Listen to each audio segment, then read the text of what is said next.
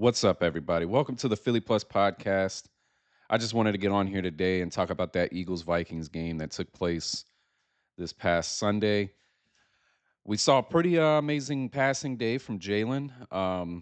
Actually, we saw a perfect day from Jalen, first quarterback this year to have a perfect passer rating, and against a pretty good defense on the road, a pretty tough environment to play on or play in as well. So, you got to give him credit when it's there.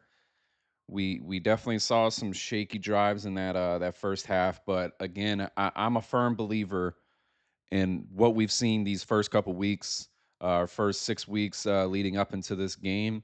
A lot of the issues people have just been trying to place it on Jalen, and I don't know what people are seeing, but that's not what I'm seeing. I mean, can Jalen play better in certain areas? Sure, but he's not playing a brand of football that should lose us games, and especially in the Giants game that should get us blown out. There's just so many other issues that compile throughout the game. And even in this Vikings game, we saw it show up again. And my biggest thing that I've taken away from this is complementary football. The three phases of the game that they're just not helping each other out in the critical moments. And that's something that the coaching staff really has to put emphasis on. They really have to try to fix because trying to play really good teams, obviously we have a lot of regular season left, but trying to play really good teams in the playoffs, some of the mistakes, some of the miscues, some of the not playing complementary football is really going to hurt them come playoffs. So that they have time to figure it out, but we'll see what happens. They got the two receivers heavily involved. Love to see it. Love to see Devontae had over 180 yards. AJ was over 100 yards, two touchdowns for him, one for Devontae. So you love to see the receivers get involved. And another pretty bad game in the run game. Barkley with 44 yards on 18 carries. So, and again, I'm a firm believer on that's not a reflection of Barkley. I mean, we're seeing this guy's having to do 3, 4 juke moves just to get to the line of scrimmage. So something has to change in the run game. Whether it's we just rely on the passing game until defenses try to sell out to stop that, then so be it. But I mean, 7 weeks in, I don't think we're going to see anything change unless this offensive line can play the way that they were playing last year. They have some new guys on there. A couple of the guys have had some injuries, so that might be playing a role in the issues we've seen with the offensive line. But something's got to change, and it's really weird because the way people have evaluated this offense, especially over the last 2 years, but really probably since Jalen has been the starter, I just don't know what people are watching. Again, I'm not sitting here saying Jalen is the best quarterback we've ever seen. I'm not. I'm not saying that. But when you watch some of the issues they had in 2023, you watch some of the issues they had last year, you watch some of the issues that they're having this year, I just don't understand why Jalen gets the brunt of the criticism. It doesn't really make a whole lot of sense to me. Last year, they started out the first 4 weeks. They were 2-2. They were throwing the ball. I'm pretty sure it was averaging like 30 something passes a game. A lot of the media, a lot of fans were criticizing, saying, we can't win games with him throwing like that. And that's not at all true. And people also forget AJ didn't play 3 of those first 4 games. The one game he did play was one of the games they won. They had an opportunity to win the second game of the year, but there was a drop pass by Barkley. That wasn't on Hurts. And then you go into the Tampa game, he didn't have AJ, he didn't have Devontae. Pretty sure Lane Johnson wasn't playing, and players were just dropping like flies out there in that heat. I just don't know how all of that can just be 100% blamed on the passing game. The pass protection last year was also not very good. A lot of people took it that like when Lane Johnson and Mailata and some of those guys went to Sirianni to say, hey, let's start running the ball. I don't think that was a they don't trust Jalen issue. I think that was a they were better pass blocking. They were better run blocking than they were pass blocking. The offensive line was thinking it's easier for us to create lanes for Saquon than it is to pass pro. And that proved to be true because in the first, at least consecutively, Like they obviously there's plays Jalen can be sitting back there for 15 seconds when there's other plays where it takes 2 seconds and he's already on the ground. So I think that was more of a comfort thing for the offensive line more than it was, hey, we don't trust Jalen to throw the ball. But what's really weird about that is we come into this season and it's like the exact opposite. I feel like their pass pro is way better than their run blocking, and that's kind of unique, I would say. Usually a good pass blocking team is also a good run blocking team. So I don't know. That's kind of a unique situation, but I would say stop putting emphasis on the run game right now. Not stop running the ball, but just stop putting emphasis on it. Let's look at this team like they're a passing team. Let's go into these games like we're a passing team and run off of that.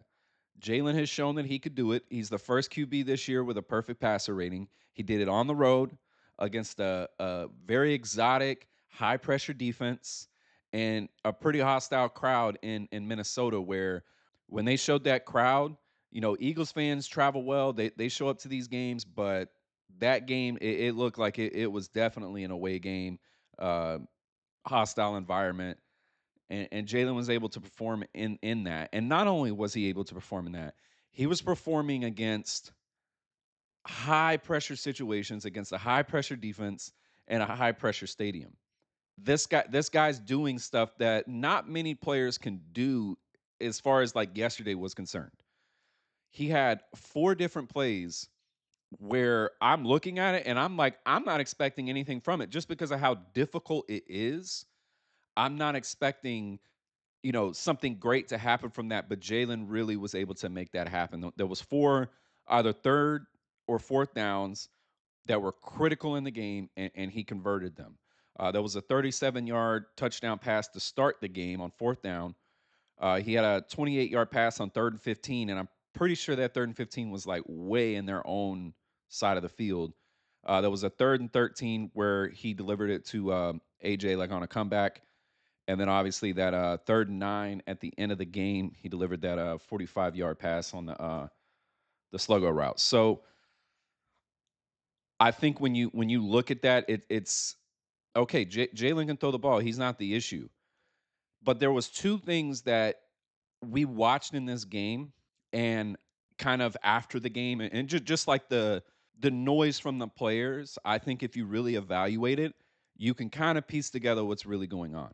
And like I said, a lot of these people out in the media, a lot of fans love to criticize Jalen, throw whatever rocks they can at him when it comes to the Eagles offense and the struggling and all that. But Jalen said in the post game interview that they wanted to come out and establish the run game. And they did that, I think, the first couple plays, and then Minnesota wasn't having it and they were stopping it. So your game plan was to come out and establish the run, and you pivoted off that, and your quarterback ended up with 320 something yards. Both of your star receivers had 300 yards combined, three touchdown passes, and your quarterback had a perfect passer rating. And your running game had a total of 55 yards between the two running backs. Again, I'm not saying the coaching staff is wrong for doing that, but what I am saying is you're going in the game with the wrong game plan. This needs to be a passing offense right now, and I know a lot of people are saying, that's not their identity. Well, maybe it is right now. They've been able to do that over the years. If you need Jalen to throw the ball, he could throw the ball. If you need Saquon to run the ball, he can run the ball. But right now, and I think the part that frustrates me, and I think it frustrates a lot of fans, and this is where Jalen gets the blame, they don't have the plays to be ready for a passing game. The offensive coordinator, he's not prepared to call a passing game. I think we saw the same thing in the Rams game. They came out, they're getting blown out. They come out in the second half and they're dealing. So why can't you just come out and say, hey, let's just start out with that urgency. Let's stop all these 5-yard comeback routes. Let's stop all these 10-yard comeback routes. Let's stop all these slants. And let's let our receivers play actual football. Let's let them go out there and do what they do best. Let's throw the ball between the numbers. We saw Jalen can do that, and then build off that. And I think if they consistently do that, I think it will open the run game, and I think we'll see better games from Barkley, and then we'll see a more even and balanced offense. But you can't keep coming in these games and expecting to do something that you haven't been able to do just for the sake that you're like, okay, we can do it now. Well, right now you can't. You can clearly throw the ball. Jalen's been having, as far as yards go, he's been having a lot of successful yardage games as though his passing.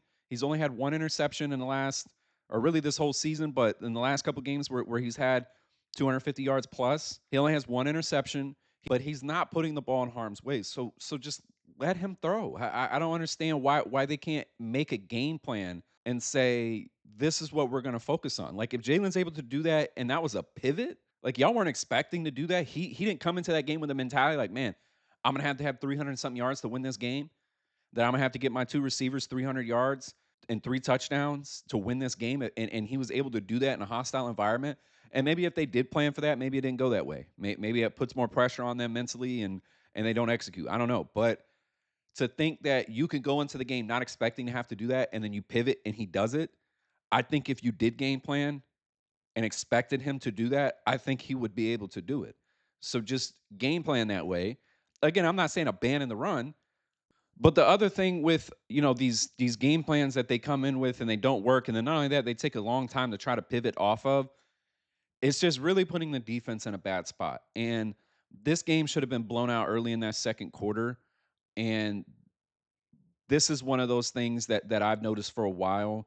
And we've seen it year to year too. Like when they don't play complementary football, it's not always as, understanding. It's not always as point blank, and this is what I mean when they're not playing complementary football. So they started out the game with um, a choppy touchdown drive on the first possession. They had to convert two fourth downs, and there's a couple games we've seen them do that, and it never ends up well. So I like the touchdown pass to AJ. Obviously, that was great to see to start the game, but you had to convert two fourth downs and have a 37-yard pass on a fourth down to score a touchdown. I don't know if you can sustain that throughout the entirety of the game, and obviously they weren't able to.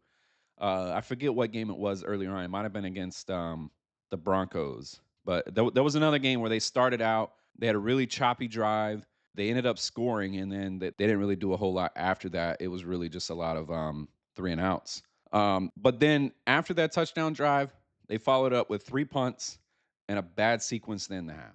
So you're keeping your defense on the field, and that defense came to play. The Vikings drove down. They ended up having to kick a field goal. And then the next drive, they came out, got a pick six. So it was a 14-3 game. Defense obviously has to come right back out. Two plays later, they get another interception at like the 45-yard line. And then this is what the offense comes out and does. They have a 2-yard pass on, I think it was an RPO, a negative 6-yard run behind the backup center. So now you're third and long, 7-yard pass. They try to do an underneath route, hope the guy could get to. Actually, I think he threw it to Barkley or Shipley out in the flat, hoping that he could break a move and then get the first down. Didn't happen, so they had to punt. So defense had to go right back out there. So that defense was on the field like the majority of that first half. I mean, they had a really long drive. They had like a 7-minute drive on the first possession, and then after that, it's three and out. And I didn't even know Jurgens had to come out of the game. They said that on the broadcast right after they ended up having to punt. But then the more I assess that, I'm like, how stupid is that? You've already not been very successful on the first three drives you've had it, and then you want to come out here and run up the middle behind your backup center who was not playing very good when he came in to play left guard. So I'm just like dumbfounded. Like, what kind of play call is that? You're putting your team in a bad spot. It's second and long. Like what did you really expect was going to happen? I just that one there for me had me wanting to just crash out. I just can't fathom as a play caller what goes through your mind to think, yeah, we just put up a backup center in who has been one of the biggest issues in the run game so far this year because he's had to play left guard for Dickerson. He comes in to play center, and not only that, let's say he is a good backup. Why would you put him in that position right away? Like he just came in the game, like, and he's been playing guard. He hasn't been playing center. Like, let him get his feet under him first. Let's see how he does, and then maybe run behind him. But to start out right away, like it's just like, and to be real, I almost think that's a Sirianni thing because So many times we see, like, I think he tries to catch people off guard. Like, nobody would expect us to do this, so let's do it. And it's like, yeah, no one expects you to do it because you shouldn't do it. Like, so just don't do it. You know what I mean? Like, it's not showing a weakness or anything like that. And I think that's what's really put this team in a bad spot so far this year. You're going into games and saying, we're going to establish the run game, and you don't want to get off it when it doesn't work. The first drive of the game told you, okay, this isn't going to go the way you thought it was going to go. You had to convert 2 fourth downs, and you had to have a 37-yard touchdown pass to score on that drive. That immediately should tell you, you know what? This is going to be a big game from our receivers. This is going to be a big game from our quarterback. Not follow up the next 3 drives and have a negative running play on every single drive, and then you're going 3 and out. I don't understand it. And the running game has been more of a issue for the offense than it has helped them. And I would venture to say you'd probably be in a better position if you just threw the ball every single play than what they're doing in the run game, because you're constantly putting the passing game in third and long situations, which is already telling the defense what we're doing. So again, I'm not saying abandon the run, but if you're gonna get negative plays on it, so maybe that's a let's change the type of run we're doing to at least get yards. But come on, man. Like we're 7 weeks in and we're seeing Barkley getting hit in the backfield like every single time he's touching the ball. And the fact that Barkley's taking a lot of the blame for that as well, again, it just doesn't make sense. Like you're not watching the games if you think Barkley's lost his step or if he's the issue. Like he's having to make crazy juke moves and stuff just to get back to the line of scrimmage. We didn't see any of that last year. So I don't know. But for me, I would just say, hey, let's focus on the passing game. We got 2 great receivers. Barkley can catch the ball. Let's just be a passing offense. And then if that starts to slow down or if defenses catch up with that, it should at least open something up for the run game. And then we could be more balanced. But stop trying to force feed. That would be like last year. We were running the ball so well. That'd be like trying to force feed the passing game when it's not working, when Barkley's going off for 150 yards. Like let's just not do that. Let's do what's working. And right now the passing game has worked, but with the bad runs, the negative runs, the awful play calling on first and second downs that's constantly ending up in negative plays. Let's just not do that and focus on what's working, because you're just putting more pressure on the passing game, which is working. And I think it'll work even more if you don't just keep putting them in bad situations to have to try to overcome. Like to me, it is really crazy, those 4 plays that I called out earlier that Jalen was able to execute on, because those are not easy plays to do in a hostile environment against that defense. And it's not easy to convert a 3rd and 15. It's not easy to convert a 4th and 4 on a touchdown pass. It's not easy to convert a 3rd and 13 against the defense that's, a heavy blitz defense, or a 3rd and 9 at the end of the game when you have to get a first down, or you're giving them the ball with plenty of time to go back and score. And I'm pretty sure they still had 2 timeouts left at that time. He delivers in big pressure moments, and I think that's all you can ask for your quarterback. But I think it's very telling that in the presser he said they wanted to go in that game and focus on the run game, and I think that's something they've been doing in all of these games, and it hasn't been working. And what's crazy is Jalen's catching the flack for that, because he's only having X amount of passing yards or whatever, and they're blaming him. And it's like, no, that was the design.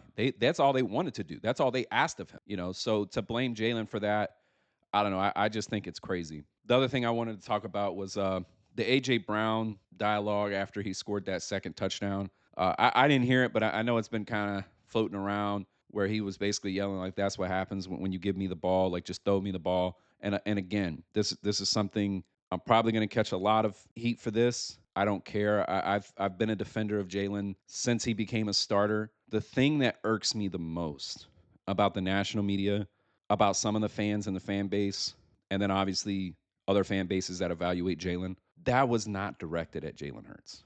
If Jalen Hurts just threw you a ball and he threw you 2 touchdown passes, why on earth would he be complaining about Jalen? Not only that, Jalen told us in the post game presser, we went into the game trying to establish the run. So what does that tell you? That AJ had it on his mind. I'm not getting the ball today. It has nothing to do with Jalen Hurts. That is a Nick Sirianni, that is a Kevin Patullo thing. And I guarantee you that's who he was yelling at. Had nothing to do with Jalen Hurts. And the other thing in relations to that, this Eagles team is like a toxic relationship, man. And I'm not even talking about from the fan base because I feel that way too, man. It's like every single week, man. I'm like, y'all are abusing me every single week. Like I'm just like y'all should be blowing them out right now, and I'm stressing in the fourth quarter. Like why? Why do y'all do that? Like the Bucks game, I was there. It was hot. I wanted to go home. We're blowing them out, and y'all just keep letting them come back. I'm like, bro, what are y'all doing? We play the Cowboys. We're going back and forth. It's just like, bro, just do something, man. Like we should not be in a game like this with this team. And we come out and play the Giants on a Thursday night. It's supposed to be a get right game, and they're the ones that are getting right. It's just like, bro, what are y'all? And I do believe a lot of that is Sirianni's coaching style because I mean we've seen this trend through his entire tenure. Just this conservative play, just putting your team in positions to fail in certain moments of the game. And he makes up for it in other areas sometimes, like yesterday, I think he really did put emphasis on that last drive. He trusted his guys to make the play. And then the clock management at the end was pretty good, but it's a situation we never should have been in. And it didn't start in the second. It started in the first half. Your defense got exhausted in the second half because they had to be on the field the entire first half because your offense wasn't doing anything. And that's the thing that I think fans forget because if they had lost that game, they probably would have been blaming the defense, forgetting that the defense got them an interception at the 45-yard line, forgetting that the defense put 7 points on the board. But because they didn't have a lot of success stopping them after that, we're going to blame the defense. No, it's complementary, man. Like if the offense is not helping them out and is not giving them the momentum the way the defense is giving the offense momentum, that's an issue. And to me, Sirianni, you're the head coach. You're an offensive coach. That falls on him. 10 times out of 10, that falls on him. But in relation with just them having like this, it's just like a toxic relationship. I'm saying that in house. Like we've seen Jalen have a reaction like that last year. When I mean he obviously made that comment in one of the post game pressers where he said, I guess they took the straight jacket off me. But there was one game, I forget. I don't know if it was in the playoffs or if it was late in the season. Might have been that Steelers game where he went off. But I remember those that like he was looking at the sideline and he looked pissed off. Like you usually don't see a lot of emotion from Jalen, especially on touchdowns and stuff. He's pretty stoic. But usually like when he is getting hyped after a touchdown, he's always looking at the sideline and he always looks like he's yelling at him. So to me, that says like, dang, like y'all told him like, yeah, we ain't gonna throw the ball or we're just gonna be conservative. And Jalen's like, no, man, I don't want to do that. I don't have to do that. Let me throw the ball. And then we see AJ, he has like the exact same reaction yesterday. That tells me, man, it's a coaching thing. And again, I'm not saying let's fire all the coaches. I don't believe in Sarah. I'm not saying that. I'm just, this is a very unique situation. It's like a toxic relationship. And maybe it gets the best out of the players. Maybe them kind of not doubting them, but just saying, hey, we're not going to do that. It just puts more of a fire on them. But it's like, dang, I feel like the players sometimes feel like the biggest haters are the coaches. It ain't even the fans, ain't even the other team. Is the coaches are the ones that are hating. So, and then when they go and make a play, they're like, I'm proving you wrong. So I don't know. It's worked. So I'm not saying, the coaching is just bad. We need to get rid of everybody. It's just a very unique team. And it's hard to kind of put a thermometer on it and just be like, what is the issue here? Like, why are they having these problems every single year? But like I said, it's worked out more times than not for them. They've been in the Super Bowl 2 of AJ Brown's 3 seasons with the Eagles. I don't think you can really argue a lot with that. Obviously, winning it last year when Saquon came over. So, obviously they're doing something right. But I don't believe the A.J. Brown issues or him complaining are directed at Jalen. Even when he said last year, and this is, it just makes me so irate with the national media when they reference Jalen now and they're like, man, their own receiver doesn't even believe in him. And referencing what AJ said after the Panthers game last year, where they were like, what's the biggest issue with the offense or what's the thing that you could fix the most? And he was like, passing. And everybody took that as like a shot at Jalen. It was not a shot at Jalen. Like, if you really dive into what the issues for that offense was at that time, if you really look at what was it's a lot of what we're seeing right now in the run game, where there's miscues and blocking. It's just bad play calling, bad design, bad timing. Like that's exact. So that would be like blaming Barkley right now for the lack of the run game. Like if somebody came out and said, "Man, what's the biggest issue with the Eagles offense?" and it would be fair if they said the run game, And everybody's, oh, that's a shot at Barkley. Look at that. Jalen's dissing Barkley or AJ's dissing Barkley. I don't think anybody would really look at it that way if they actually watch the games. This guy's getting hit in the backfield as soon as he's getting the ball. Like, how do you have a negative 6 yard run? And it's not. And I get sometimes like you can run back. He didn't run backwards. He got the ball and went forward and he lost 6 yards. That should never happen, especially not with this, Jeff Stoutland offensive line that's always highly revered and talked about. That just can't happen. I don't believe AJ has ever had an issue with Jalen like being not a good quarterback or wanting a better quarterback, but that's the way the media spins it. I guess it just is what it is. But hopefully, what they did yesterday really just opens the eyes of this coaching staff. Let these guys air it out, man. I feel like they did that in 22 when AJ first came over. They weren't putting up ridiculous numbers, but game to game, they were doing pretty similar to what they did yesterday. And that's something I think let's just focus on that. They had Miles Sanders as a running back, and he ended up with I want to say 1,200 yards, something like that. So let's just focus on the real playmakers that we have on the outside. A Super Bowl MVP that has shown in the biggest pressure moments in the biggest situations he can deliver, and let them go out and win the game, man. I think that the defense will feed off that. I think the run game will feed off that, and your receivers, they're two of the best in the game. Let them do what they do, and I think if they do that, they'll have a lot more wins. And Jalen came out at the end of that game in the tunnel and said they're not losing another one. So I think if they follow that recipe that they did in the second half, like they did in the second half against the Rams, I don't think anybody's beating this team. I really don't. But we'll see what happens. I'll get back on here later in the week, kind of discuss this Giants matchup. I will say though, they really messed up with how they played that first game because they pissed some of those guys off. I know that for sure. So they're going to be looking for blood, and y'all did all that as if you didn't know you got them in 2 weeks. So let's hope that they're strapped up and ready to go because Jackson Dart was running his mouth. Dayball was running his mouth. We'll see where that gets them now.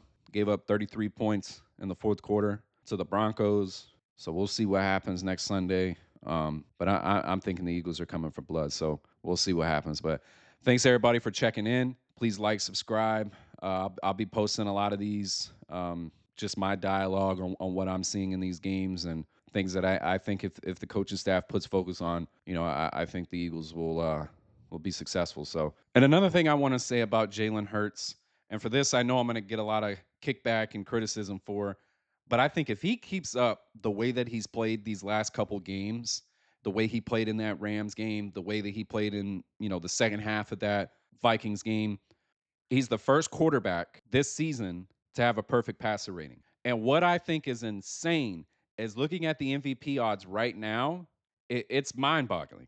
It is absolutely mind boggling. But if you look at all these guys on this list, every single one of them has a better run game than the Eagles do right now. So if the Eagles go on a winning streak and they're winning primarily because of Jalen and his arm, I don't see how any of these guys can be above them, even if their stats are better.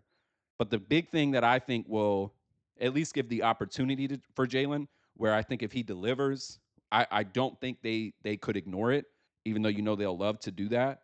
They have the Giants next Sunday at 1:00, and then they have a bye week. Coming out of the bye week, they have 5 straight primetime games, all against good opponents.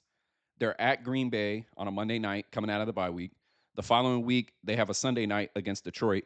They have a 4:25 game in Dallas. So if he knocks off 3 of your top 10 guys coming out of the bye week, and 2 of them are away games, they're all prime time, whole world's watching, I think he could start getting traction and arise as a favorite during that time. Then they have a Black Friday game against Chicago, and then they follow it up with a Monday night game against the Chargers. And I think by that Chargers game, if he does what I think he can do, and if the coaching staff says, look, the run game's not working. We have a quarterback, really good. We have receivers, really good. Let's depend on that and let the run game flow out of that. I think he'll be putting up big numbers.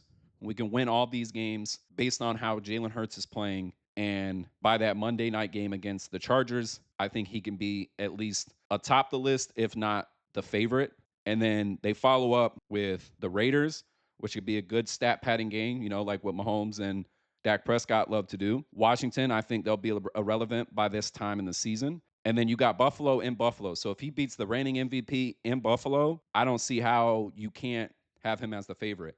Not only that, and the last time they beat Buffalo was when they were on that 10-1 winning streak in 2023. That was the last win they had before they went on that skid. At that moment in time, when he beat Josh Allen, and that was a very Jalen heavy game. He had the walk-off QB draw in overtime to win the game. He had some crazy passes. He had a ridiculous third down and long pass for a touchdown as his Zacchaeus. Crazy game. He was the favorite to win MVP at that point in time in that season. Even though the Eagles were having a lot of struggles and a lot of issues at that time. I mean, they were 10-1. So I think that was the primary reason. And Jalen's numbers were a lot better because they were throwing the ball a lot more. I think if they beat Buffalo in Buffalo, second to last week of the season, and he does all the stuff he needs to do the 5 weeks coming out of the bye week in prime time, I think Jalen Hurts will be your favorite for MVP, and I think he'll end up winning it. And just remember, you heard that here first. There's not a single person out there that even believes that, and I already know I'm going to catch criticism for it, but I believe in Jalen. I believe in what this team can do. All those other guys, they dream about it, but Jalen's done it. I'm out.